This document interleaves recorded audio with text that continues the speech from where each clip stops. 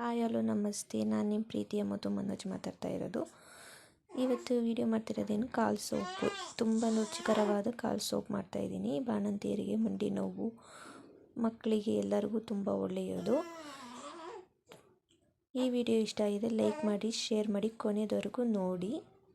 Cooker ತಗೊಳ್ಳಿ, ಎಣ್ಣೆ ಹಾಕಿ ಅರ್ಧ ಸ್ಪೂನಷ್ಟು ಕಾಲು ಹಾಕಿ ಮಿಕ್ಸ್ ಮಾಡಿ ಚೆನ್ನಾಗಿ ಮಿಕ್ಸ್ ಮಾಡಿ ಒಂದು ಸ್ವಲ್ಪ ಅರಿಶಿನ, ಒಂದು ಸ್ವಲ್ಪ ಉಪ್ಪು ಹಾಕಿ ನೀರು ಹಾಕ್ಬಿಟ್ಟು ಮಿಕ್ಸ್ ಮಾಡಿ ಚೆನ್ನಾಗಿ 5 ವಿಷಿಲ್ ಹಾಕಿ ಕುಕ್ಕರ್ ಮುಚ್ಚಿ ಒಂದು ಬಾಣಲಿಲಿ ಅರ್ಧ ಸ್ಪೂನಷ್ಟು ಎಣ್ಣೆ, 2 ಈರುಳ್ಳಿ ಕಟ್ ಮಾಡಿರೋದು ಈರುಳ್ಳಿ ಹಾಕಿ, ಶುಂಠಿ, ಮೆಣಸು,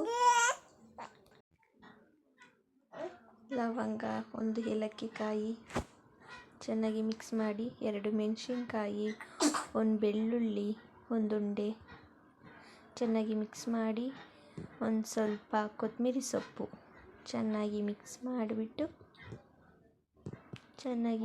ಒಂದು ಜಾರಿಗೆ ಅದು ಆರಿದ ಮೇಲೆ ರುಬ್ಕೊಳ್ಳಿ. ಈ ಥರ ರುಬ್ಬಿರಬೇಕು ಸಣ್ಣಕ್ಕೆ. ಕುಕ್ಕರ್ ಮುಚ್ಚಳ ಓಪನ್ ಮಾಡಿ 5 ವಿಷಿಲ್ ಹಾಕ್ಕೊಂಡಿರ್ತೀವಿ. ಅದು ಬೆಂದಿರೋಲ್ಲ, ಒಂದು ಸ್ವಲ್ಪ ಖಾರ ಹಿಡೀಲಿ ಅಂತ ಥರ ಬೇಯಿಸ್ಕೊಂಡಿರ್ತೀವಿ. ಖಾರ ಆಡಿಸಿರ್ಕೊಂಡಿರೋದನ್ನೆಲ್ಲ ಕುಕ್ಕರ್ಗೆ ಹಾಕಿ